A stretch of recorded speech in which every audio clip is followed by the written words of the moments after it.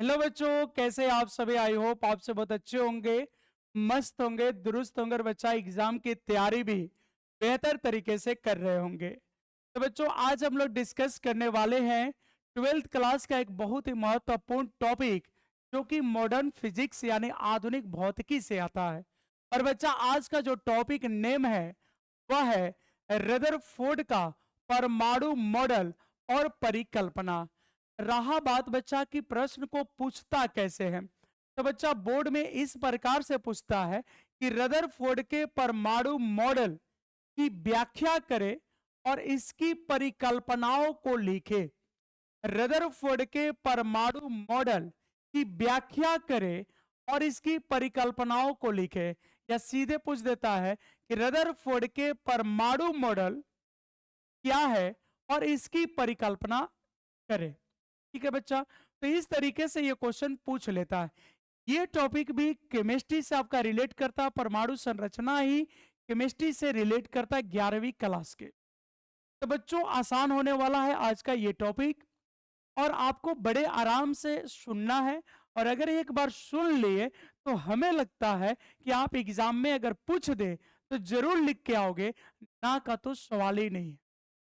तो बच्चा, रदरफोर्ड ने क्या कहा, तो रदरफोर्ड ने चूंकि आपको पता है कि इसके पहले वाले लेक्चर में हम लोग रदरफोर्ड का अल्फा कणों के परिकीर्णन प्रयोग को पढ़ रहे थे। तो बच्चा, वहां पे उन्होंने क्या देखा कि परमाणु जो है उसकी आकार गोलाकार होती, और इस परमाणु का जो समस्त धनावेश जो होता है वह इसके सेंट्रल पार्ट पे केंद्रित होता है।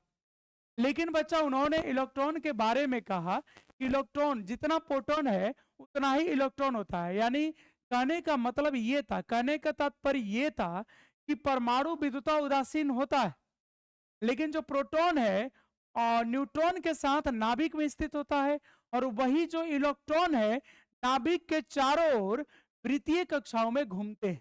ये बच्चा हमने रदरफोर्ड बोल रहे हैं। लेकिन उन्होंने जो घूमने की बात बोली वो ये नहीं बोले कि इलेक्ट्रॉन नाभिक के चारों ओर अस्थायी कक्षा में घूमते हैं। उन्होंने बोला कि इलेक्ट्रॉन नाभिक के चारों ओर विभिन्न त्रिज्याओं के वृत्तीय मार्ग पर गति करते हैं। विभिन्न त्रिज्याओं के वृत्तीय मार्ग पर गति करते हैं, यानी अलग अलग त्रिज्या पे इलेक्ट्रॉन घूमता है। और सबसे गड़बड़ बात क्या था कि एक ही इलेक्ट्रॉन हर जगह घूम सकता है। ये हम नहीं बोल रहे हैं, रदरफोर्ड बोल रहे हैं। तो बच्चा, थोड़ा सा अगर फिगर को आगे बढ़ाए तो आपको बातें और क्लियर हो जाएगी और फिर बड़े आराम से ये समझ में आ जाएगी। तो बच्चा, हम यहाँ पे बनाते हैं इसका नाभिक, और नाभिक में रहेगा बच्चा यहाँ पे प्लस। अब क्या होगा बच्चा, यहाँ पे ध्यान से देखिएगा, यहाँ पे इस तरीके से ये चलेगा, ऐसे तरीके से बच्चा, मान लो इस तरीके से चलना।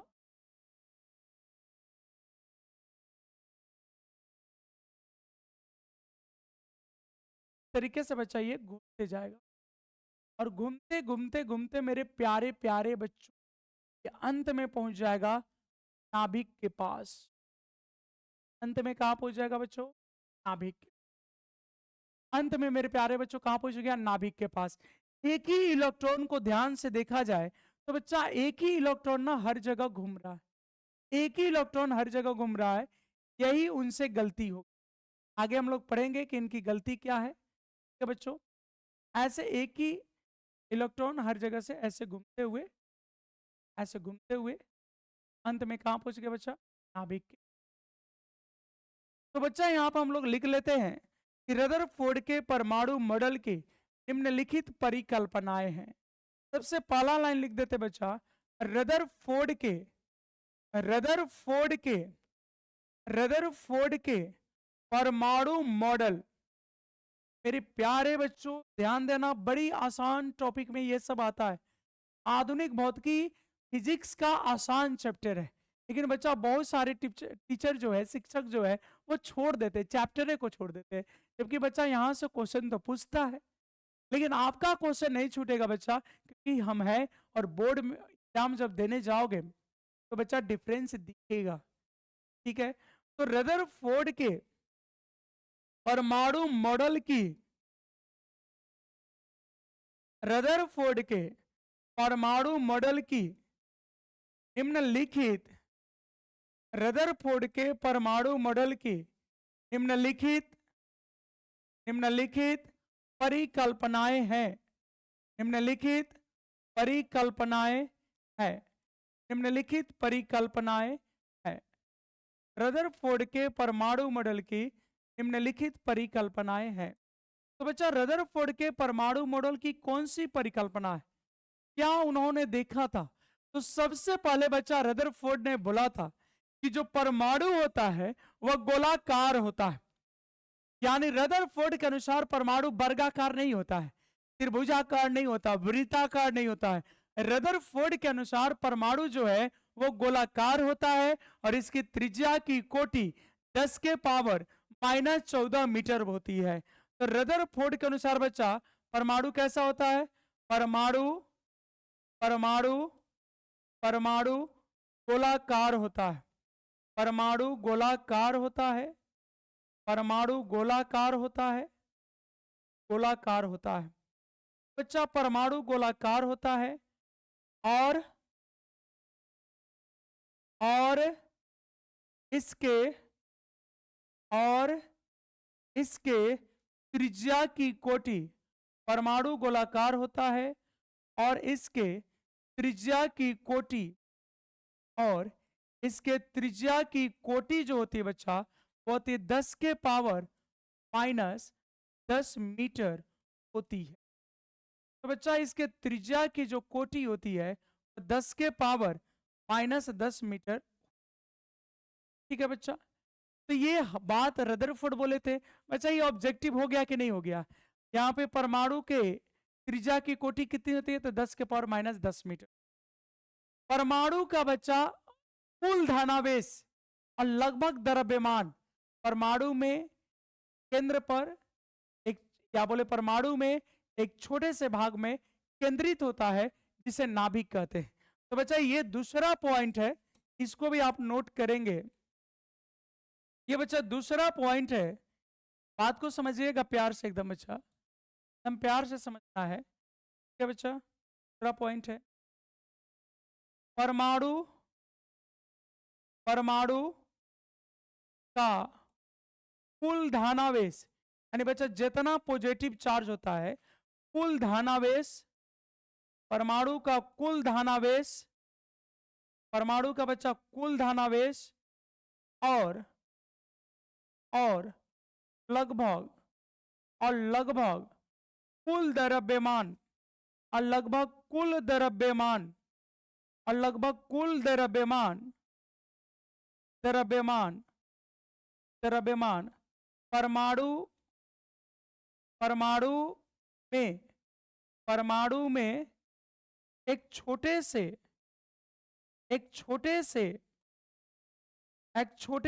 स्थान पर, एक छोटे से स्थान पर केंद्रित होता है।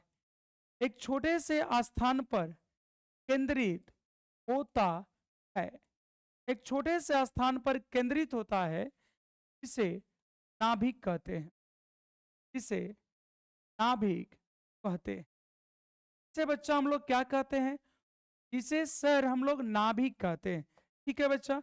अब एक बात बच्चा अगर गौर करोगे, यहाँ आपके मन में सवाल उठेगा कि सर परमाणु का कुल धन आवेश, तो बच्चा धन आवेश किसके चलते होता है?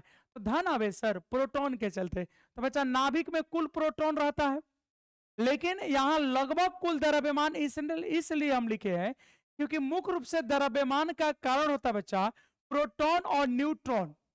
तो ये दोनों तो नाभिक में रहता है। मुख्य रूप से द्रव्यमान का कारण कौन है? तो बच्चा प्रोटॉन और न्यूट्रॉन। तो ये दोनों तो नाभिक पे है, लेकिन बच्चा इलेक्ट्रॉन का द्रव्यमान भले कम होता है, लेकिन इलेक्ट्रॉन का भी तो अपना द्रव्यमान होता है। हाँ सर होता है। तो बच्चा इलेक्ट्रॉन तो बाहर है, इसलिए इलेक्ट्रॉन का द्रव्यमान बाहर रह गया। इसलिए लगभग बोले, क्योंकि इलेक्ट्रॉन का द्रव्यमान बहुत ज्यादा नहीं होता है, तो फर्क पड़ेगा लेकिन बहुत कम। इसलिए यहां लिखा गया है कि लगभग कुल द्रव्यमान। के बात समझ में आ गई बच्चा? तीसरी बात मेरे बच्चों ये है, यही बच्चा नाभिक है। ये नाभिक है, इसी को नाभिक बोल रहे हैं। ठीक है बच्चा। तीसरा बात ये है कि उन्होंने देखा कि नाभिक जो है बच्चा वो भी गोलाकार होता है। नाभिक गोलाकार होता है। ये तीसरी विशेषता है बच्चा रदरफोर्ड के परमाणु मॉडल का। नाभिक गोलाकार होता है। नाभिक गोलाकार होता है तथा इसके त्रिज्या की कोटि तथा इसके त्रिज्या की कोटि तथा इसके त्रिज्या की कोटि, याद रखना बच्चा, इसके त्रिज्या की कोटि जो है वो 10 के पावर माइनस 14 मीटर। और बच्चा कभी कभी क्या होगा कि ये नहीं देगा, आपको दे देगा, क्या करके लिख देते हैं 10 के पावर माइनस 15 मीटर। तो बच्चा ध्यान रखना दोनों ऑप्शन में जो दिया रहेगा वो टिक कर देना है। अब मेरे प्यारे प्यारे बच्चे सोच रहे होंगे कि सर दोनों में कोई एक देगा तो टिक कर देंगे, लेकिन कहीं सर दोनों दे दिया तो बच्चा जब दोनों दे देगा तो आप टिक करिएगा 10 के पावर माइनस 14 मीटर। बोलो बच्चा इतनी बातें आपको अच्छे से समझ में आ गई? ये बातें बच्चा समझ में आ गई। तीसरा बात क्या है कि जितना यहाँ पॉजिटिव चार्ज है उसके बराबर निगेटिव चार्ज, यानी बच्चा प्रोटॉन के बराबर जो धनावेशित कण प्रोटॉन है के बराबर ऋणावेशित कण इलेक्ट्रॉन नाभिक के चारों ओर वृत्ताकार कक्षा में गति करता है। कैसे कक्षा में बच्चा? नाभिक के चारों ओर वृत्ताकार कक्षा में गति करता है। ठीक है, और लेकिन बच्चा उसकी त्रिज्या जो है अलग अलग रहती है, इस बात को ध्यान दीजिएगा। तो चलो कौन सा पॉइंट लिखेगा बच्चा? चौथा पॉइंट। ठीक है, धनावेश धनावेश धनावेश में धनावेश किसकी वजह से है बच्चा? प्रोटॉन। धनावेश के बराबर धनावेश के बराबर ऋणावेशित कण, धनावेश के बराबर ऋणावेशित कण इलेक्ट्रॉन ऋणावेशित कण इलेक्ट्रॉन ऋणावेशित कण इलेक्ट्रॉन नाभिक के चारों ओर, नाभिक के चारों ओर, मतलब बच्चा ये बात ध्यान देनी है कि जितना पॉजिटिव चार्ज होगा, क्योंकि परमाणु में जो सेंट्रल पार्ट है जिसको हम लोग नाभिक कर रहे हैं बच्चा, नाभिक पे तो प्रोटॉन और न्यूट्रॉन है, तो न्यूट्रॉन पे बच्चा कोई चार्ज नहीं होगा, लेकिन प्रोटॉन पे तो चार्ज होगा। हाँ सर, प्रोटॉन पे तो चार्ज होगा। तो बच्चा उसका जो जितना पॉजिटिव चार्ज बन रहा है, मतलब उसमें जितने प्रोटॉन है उसके बराबर ऋणावेशित कण इलेक्ट्रॉन नाभिक के चारों ओर विभिन्न त्रिज्याओं के वृत्तीय मार्ग पर गति करते हैं। तो बच्चा अगर आप विभिन्न त्रिज्या नहीं लिखना चाहते हैं तो आप अस्थायी कक्षा भी बोल सकते हैं। विभिन्न त्रिज्याओं को बच्चा आप अस्थायी कक्षा भी बोल सकते हैं। ठीक है, तो इसी बात को बच्चा कंप्लीट करोगे। धनावेश के बराबर ऋणावेशित कण इलेक्ट्रॉन नाभिक के चारों ओर विभिन्न त्रिज्याओं के नाभिक के चारों ओर विभिन्न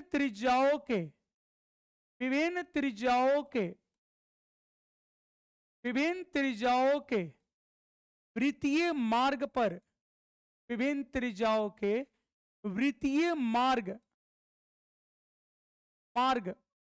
विभिन्न त्रिज्याओं के वृत्तीय मार्ग पर गति करते हैं। विभिन्न त्रिज्याओं के वृत्तीय मार्ग पर गति करते हैं। बात समझ में आ रही बच्चा? तो इतनी बातें उनकी थी। एक और पॉइंट लिख लो बच्चा, रदरफोर्ड के अनुसार, ये बात तो सभी को पता है कि अगर कोई भी वस्तु हो चाहे कोई भी कण हो, अगर वह वृत्ताकार पथ पर घूमना चाहता है या घूमना चाहती है, तो बच्चा वृत्ताकार पथ पर घूमने के लिए अभिकेंद्र बल तो आवश्यक है।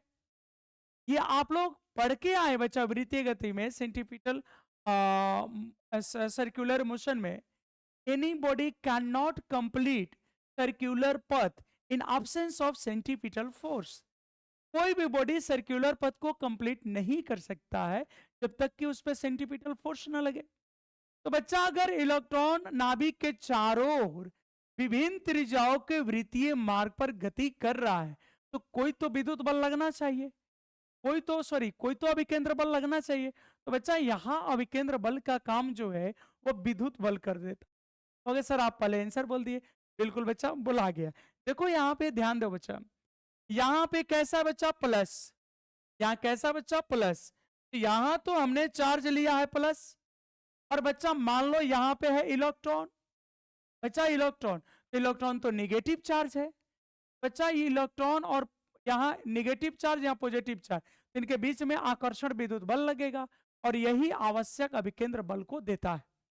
यहाँ बच्चा जो अभिकेंद्र बल का कार्य है वह विद्युत बल कर रहा है। कौन कर रहा है बच्चा? विद्युत बल कर रहा है। बात को ध्यान रखिएगा बच्चा, यहाँ पे लिख लेते हैं, यदि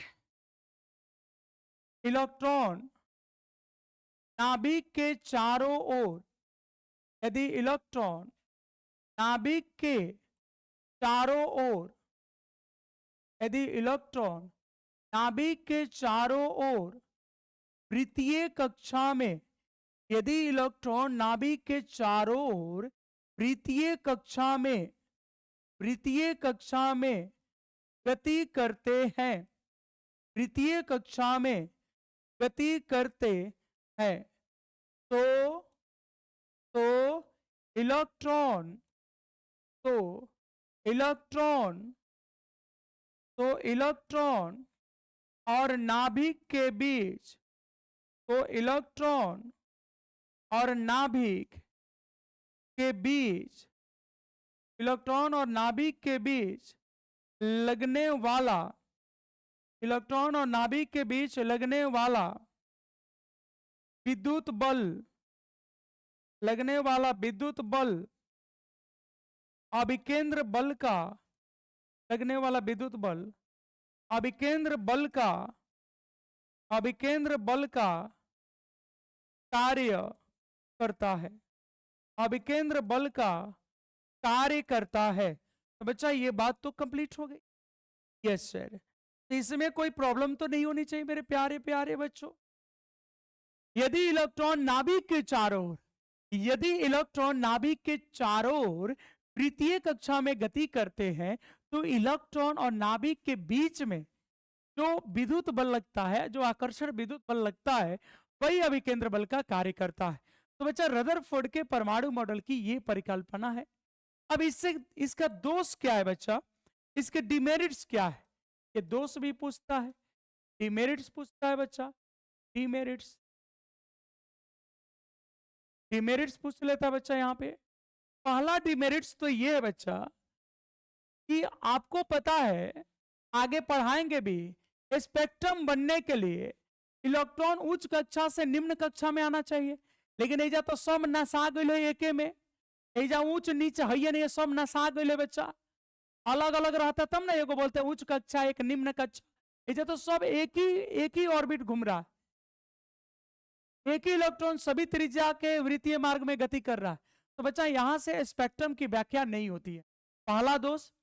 दूसरा दोष ये है बच्चा कि जब इलेक्ट्रॉन गति करेगा, जब इलेक्ट्रॉन लगातार चलेगा बच्चा, तो उसकी ऊर्जा में लॉस होगी, उसकी एनर्जी घटेगी, तो एनर्जी घटते घटते घटते घटते घटते घटते घटते घटते घटते घटते घटते घटते घटते घटते कहाँ चल गया बच्चा? नाभिक में।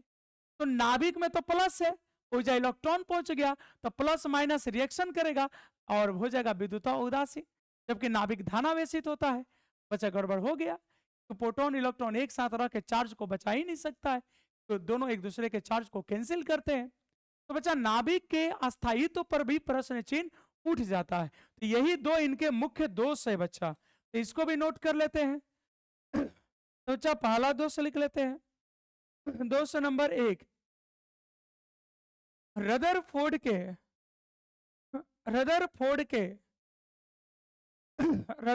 के परमाणु मॉडल से, रदरफोर्ड के परमाणु मॉडल से, रदरफोर्ड के परमाणु मॉडल से स्पेक्ट्रम की व्याख्या, स्पेक्ट्रम की व्याख्या नहीं हो पाता है।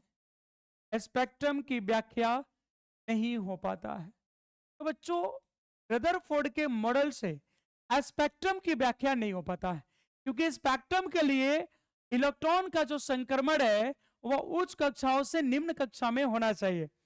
मतलब बच्चा इलेक्ट्रॉन हाई एनर्जी लेवल से लो एनर्जी लेवल में जंप करनी चाहिए, और ये चीजें यहां नहीं होती है। दूसरा नंबर बच्चा रदरफोर्ड के रदरफोर्ड के रदरफोर्ड के परमाणु मॉडल रदरफोर्ड के परमाणु मॉडल रदरफोर्ड के परमाणु मॉडल से नाभिक नाभिक के नाभिक के अस्थायित्व पर प्रश्न चिन्ह लग जाता है। प्रश्न चिन्ह लग जाता है। तो बच्चा ये था आज का टॉपिक, यानी रदरफोर्ड के परमाणु मॉडल और साथ में बचा इसकी परिकल्पना। ये टॉपिक कंप्लीट हो गया बच्चा। थोड़ा सा टॉपिक है, प्यारा सा टॉपिक है बच्चा, और मतलब एग्जाम में आने लायक। तो ये टॉपिक बच्चा आप कर लेंगे बड़े आराम से, अगर एग्जाम में मिल जाता है। तो बच्चों यहां पर आपके लिए 12th बोर्ड के लिए, नीट एग्जाम के लिए, एयरफोर्स के लिए, नेवी के लिए, जी मेंस के लिए और बहुत सारे क्वेश्चन और बहुत सारे वीडियो देंगे। तो अगर आप पहली बार देख रहे हैं बच्चों, चैनल को सब्सक्राइब कर लीजिएगा, अपने दोस्तों को भी बता दीजिएगा चैनल पे फलना सर पढ़ाते हैं, और अगर अच्छा लगा तो पढ़ाई कर लीजिए, बढ़िया पढ़ाते तू भी सब्सक्राइब कर लो। तो चलो बच्चों मिलते हैं नेक्स्ट कॉन्सेप्ट के साथ नेक्स्ट वीडियो में। बहुत बहुत धन्यवाद आप सभी का।